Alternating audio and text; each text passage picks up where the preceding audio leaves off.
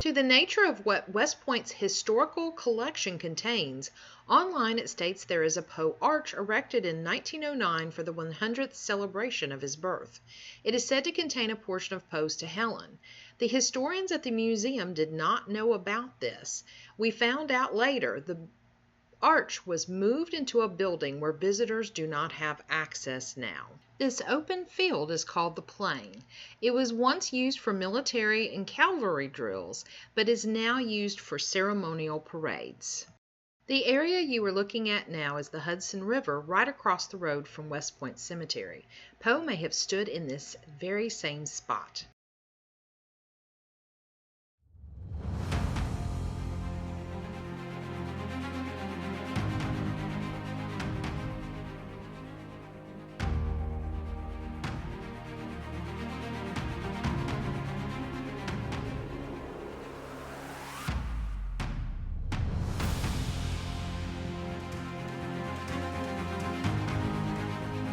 You can see how vastly large this cemetery is, and this is just one small part I'm showing you now. Some of the tombstones are quite simple, while some are quite extravagant.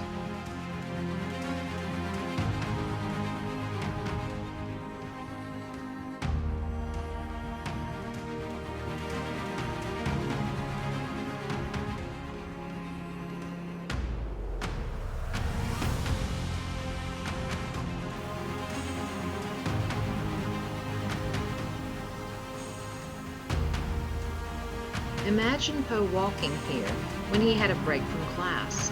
How different does it look now from around 200 years ago?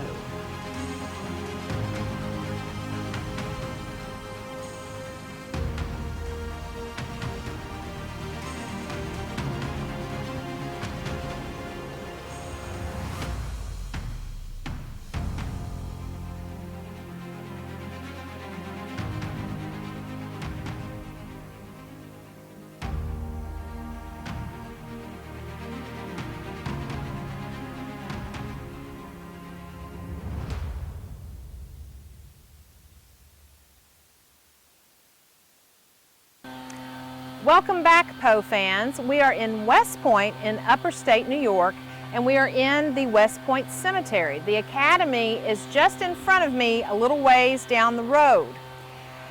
So, with the help of Poe's foster father, John Allen, he was able to get an appointment at West Point in March of 1830.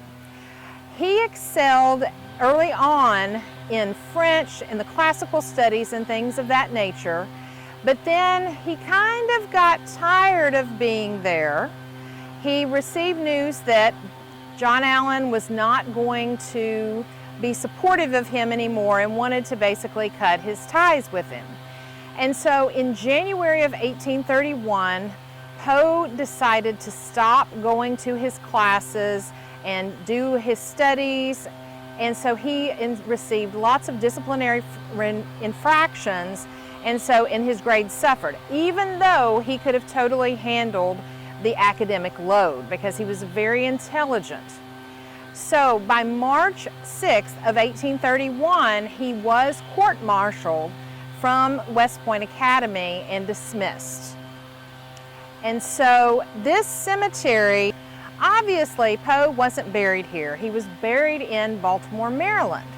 However, this part of the cemetery has some of the oldest graves of the people that are buried here. And one of the places that Poe liked to come while he was here was this part of the cemetery. Now, they have mixed in different ages of people from different wars and things of that nature. And so you might walk by a grave of someone that died in 1828, and then right next to them there could be a grave of someone that died in 1863. And so at this point there's no rhyme or reason where you can really tell the oldest part of the cemetery, but this designated area where I'm standing is marked as some of the oldest graves that they have. So we are Poe out in West Point.